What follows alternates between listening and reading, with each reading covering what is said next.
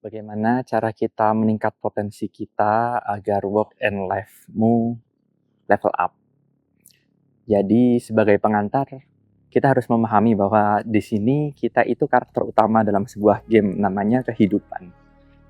Bagaimana bisa begitu? Kita punya stat, kita punya level. Kemudian ketika kita setiap memenuhi faktor tertentu, kita naik job. Sehingga semakin kita meningkatkan diri, kita menjadi specialized. Bagaimana itu bisa terjadi? Karena setiap kita meningkatkan knowledge, pengetahuan, kita akan merubah takdir kita. Karena ketika sebelumnya kapasitas memilih kita antara 1 sampai 4, kemudian kita menambah knowledge sehingga ada kemungkinan ke-7, sehingga secara otomatis kita akan mendapatkan opportunity dari angka 7. Nah, bagaimana ini bisa terjadi? Bersama Farhan atau Ilah di sini, mari kita kupas buah menarik satu ini dengan santai. Lari kurang lebih sekitar 7 mile. 7 mile itu berapa kilo? Dikalikan 1,6. Jadi 1 milenya itu 1,6 kilo. Kurang lebih berapa ya? 10 kah? Jadi kali ini kita lagi lari ke Gunma Prefektur. Ada taman. Kayak gini teman.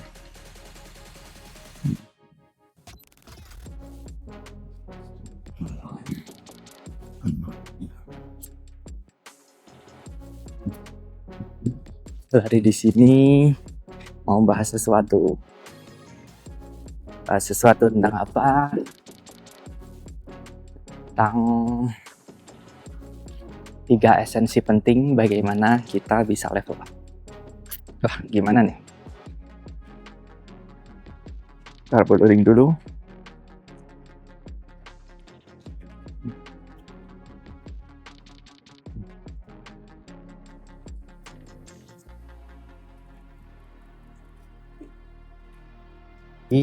Kali ini aku berada di Jepang. Aku mengikuti program magang pertanian oleh Kementan. Hal menarik di sini menjadi sebuah plot twist kehidupan bagiku adalah ketika aku menemukan hal yang jauh berbeda. Dimana ketika aku di Indonesia merasa dapat menyesuaikan diri dengan kehidupan, dengan sosial. Selama aku berusaha, pasti aku bisa menyelesaikan tugasku. Ternyata tidak semudah itu. Aku menemukan kendala yang cukup menantang di sini, di mana minggu pertama, ketika di Indonesia kita menolong orang, ketika di sini ada ayah angkat kesusahan dalam mengangkut kontainer, aku menawarkan diri di minggu pertama. Aku datang. Ketika aku memberikan tangan, justru malah di sini aku mendapat cemooh. Apa yang kamu lakukan? Dengan nada yang tinggi. Sebelum aku mempelajari dari beliau, aku hendak ingin memberikan niatan baik untuk membantu terlebih dahulu. Sebelum mengambil, aku ingin memberi. Jadi di Jepang sini aku ngikut oleh orang tua angkat, dan kebetulan beliau itu orang yang berfilosofi tinggi. Aku bersyukur sekali berada di perusahaan beliau. Jadi ketika mempelajari sesuatu dari orang yang memiliki wawasan yang luas, itu sangat bermakna bagiku. Dan ini wawasan dari seorang yang memegang teguh nilai-nilai budaya Jepang yang terkenal baik dalam etos kerjanya, sehingga aku sangat bersemangat jadi mengikuti beliau. Sang filosofer father ini memiliki etos kerja yang tinggi. Beliau bahkan jam 2 pagi keluar, jadi mengitari greenhouse beliau untuk menutup jendela, sehingga apabila hujan tidak masuk, suhunya tetap terjaga, sehingga penyakit bioki tidak bertambah. Beliau memiliki dedikasi yang tinggi. Beliau memiliki ikigai dalam apa yang beliau kerjakan. Cara kerja Jepang itu sistematis. Cara kerja Jepang itu tingkat harmoninya tinggi sekali, detail sekali, dari awal sampai akhir. Jadi orang Jepang sebelum masuk ke sebuah flow kerjaan, mereka melihat dulu awalnya itu bagaimana, akhirnya bagaimana, kemudian rutenya bagaimana. Apabila jalur ini mereka belum paham, jadi baru Site Imas mengikuti saja, belum Wakate Imas memahami. Mereka tidak berani menyentuh, bahkan ketika menaruh sebuah kontainer di sini yang itu tidak ada maknanya, mereka tidak berani memindah. Jadi ya udah dibiarin situ aja. Jadi mereka menganggap itu ada makna penting kenapa ditaruh situ. Mereka tidak berani memindahkan barang tanpa seizin orang yang menaruh. Meskipun itu sampah. Segitunya mereka memahami bahwa alur sebuah kerjaan itu memiliki harmoni. Sehingga smooth dari awal sampai akhir. Hal itu tidak biasa kita terapkan di Indonesia, yang mana kita langsung instan, kita langsung sigap membantu melihat apa yang di depan, respon, sehingga jauh berbeda dari cara kerja Jepang yang memikirkan jauh dari awal hingga akhir.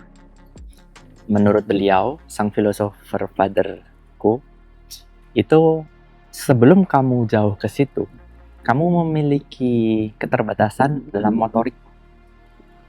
Jadi di sini ternyata ketika aku biasa olahraga, merasa ya dalam angkat-angkat berat kah, apa gimana, kerja kasar, cukup yakin lah. Ternyata enggak. Jadi di Jepang itu enggak sekedar angkat. Jadi ketika kita mengangkat sebuah karung, itu benar-benar ditaruh, terus habis itu disusun ke atas berapa, disusun ke kanan berapa, ke belakang berapa. Sehingga ketika kita melihat sekilas, kita tahu jumlahnya 72, 46, 52. Hal itu dipikirkan benar-benar oleh orang Jepang, sistematis. Kemudian ketika kita melipat hako itu kardus, nggak sekedar melipat, tapi keterampilan tangan, sehingga itu jauh berbeda. Oleh karenanya origami, seni melipat kertas di Jepang itu sangat tinggi. Karena hal yang terkesan remeh, itu motorik mereka itu sangat detail. Kemudian presisi, menghasilkan sesuatu yang menurutku itu indah, rapi, dan cepat. Nah, disinilah poin pentingnya. Apa yang filosofer father ini terapkan di kehidupan dan perusahaan. Di sini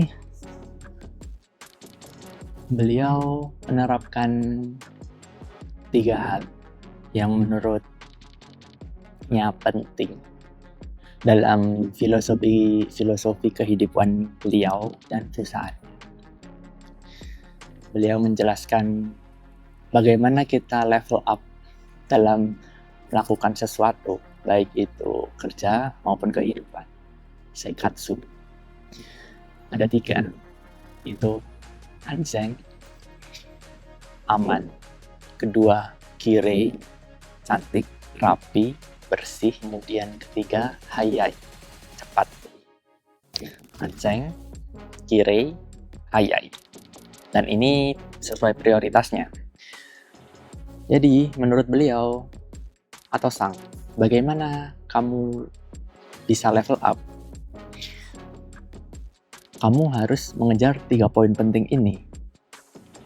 Nah, menariknya, ternyata apa yang beliau terapkan di kehidupannya ini selaras dengan apa yang dikatakan oleh buku Deep Work pengarang Cal Newport, bahwa apabila kita ingin thrift dalam ekonomi, itu ada 2 poin.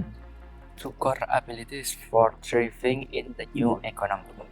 First, the ability to quickly master hard things. Jadi ini poinnya adalah adaptif. Untuk menguasai sesuatu yang sulit, kita mastering hal yang itu terkesan kompleks. Kemudian yang kedua, itu the ability to produce at an elite level in terms of both quality and speed. Elite level. Jadi kualitasnya tinggi, tapi dengan kecepatan. Jadi kemampuan adaptif menghasilkan sesuatu yang berkualitas tinggi dan cepat. Kan tadi poin beliau sang philosopher father itu Anseng Kirei Hayai. Oke, kok jadi menarik merujuk ketiga hal ini.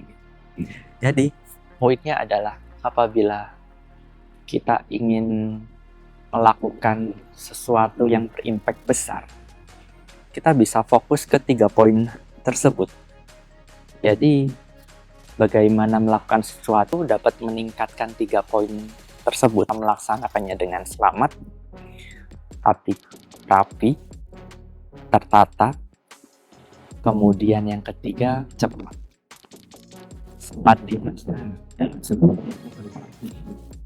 anak yang terbiasa disiplin, suka beberes, bersih kamar, menata tempat tidur, memiliki persentase kesedaran yang lebih baik.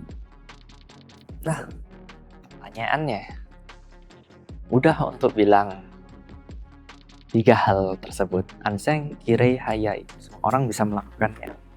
Jadi philosopher father ini telah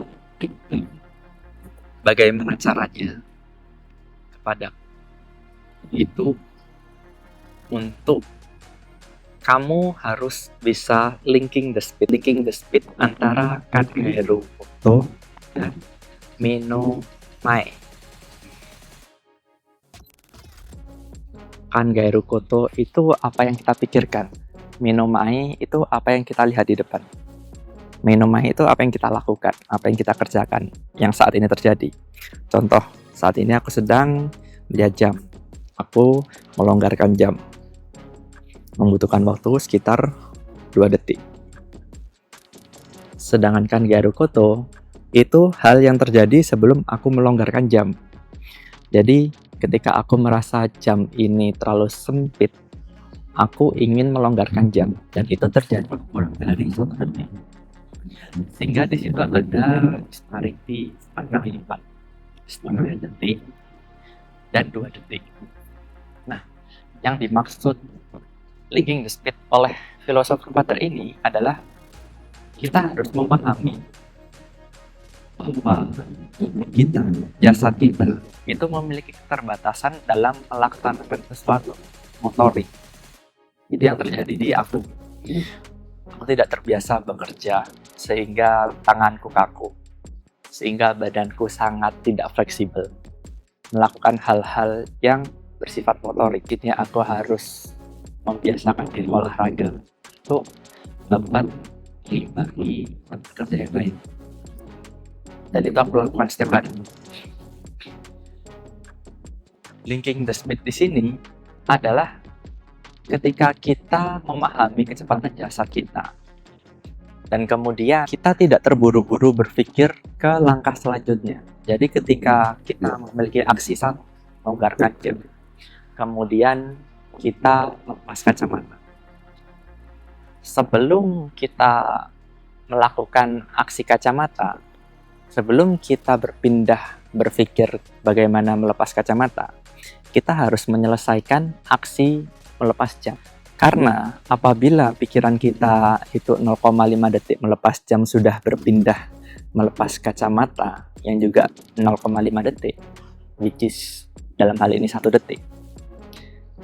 Ketika kita baru memegang jam, baru buka saat, kita udah berpindah ke kacamata, sehingga kerjaan jam itu tidak terselesaikan. Oleh karenanya, itu terjadi di banyak orang Jawa bilangnya itu belibet, ngomongnya terbata-bata, terus tersandung. Ketika terburu-buru kita menjatuhkan sesuatu, sehingga ketika kita yang seharusnya tangan bergerak segini, kita jadi bergerak setengah. Hal itu terjadi karena otak sudah berpindah ke aksi berikutnya. Otak sedang tidak berada dalam kondisi real time, sehingga tidak matching, berpikir tidak disesuaikan dengan apa yang di depan mata.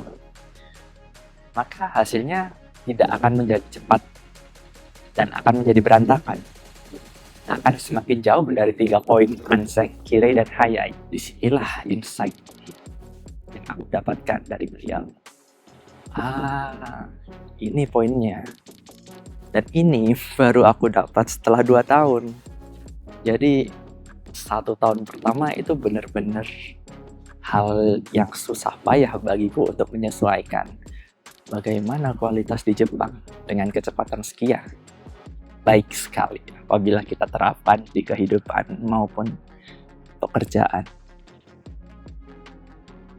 Linking the speed. What do you think? Linking the speed. Faktor internal. Bagaimana kita bisa meningkatkan potensi kita. Sebagai bonus, ada faktor dari luar yang dijelaskan di buku Deep Work adalah leveraging the tech.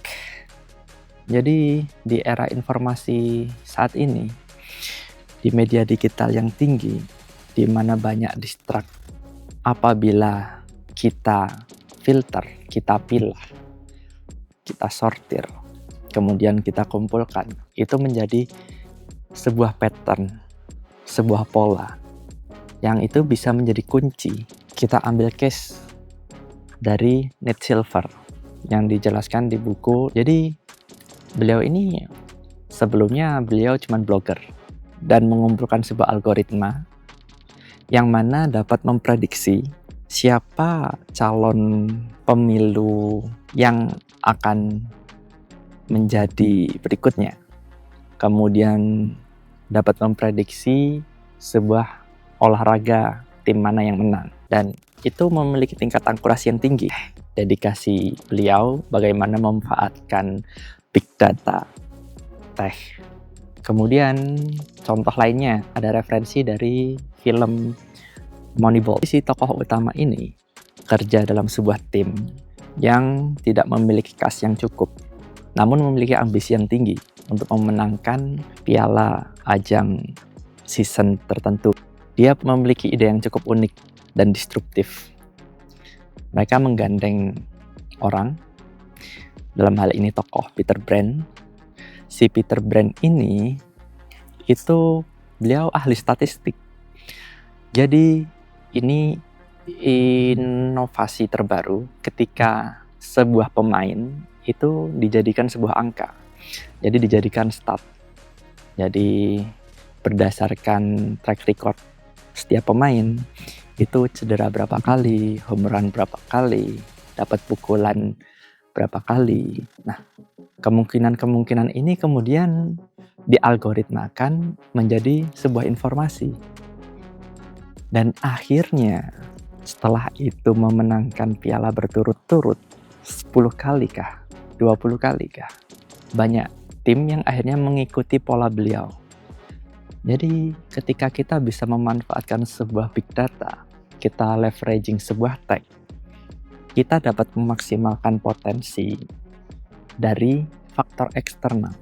Jadi dari faktor internal, Anseng, Kirei, Hayai, kemudian leveraging the tech. Dari dua hal ini, kita bisa maximize untuk memiliki kehidupan yang lebih baik. Jadi, apakah kalian mengalami salah satu dari apa yang barusan kita bicarakan? Semoga apapun itu dan kalian bisa pertajam lagi menjadi senjata baru kalian dalam bagaimana meningkatkan kualitas hidupmu. Bagaimana kamu challenge diri kamu. Bagaimana kamu menjadi lebih baik. Bagaimana kamu memiliki taraf kebahagiaan yang lebih dari sebelumnya. Aku harap kamu menjadi baik di setiap langkahmu, setiap apa yang kamu usahakan. Sampai pada para bersama Farhan atau Ilah di sini. Mari kita melangkah lebih baik. See you on the next video. Bye.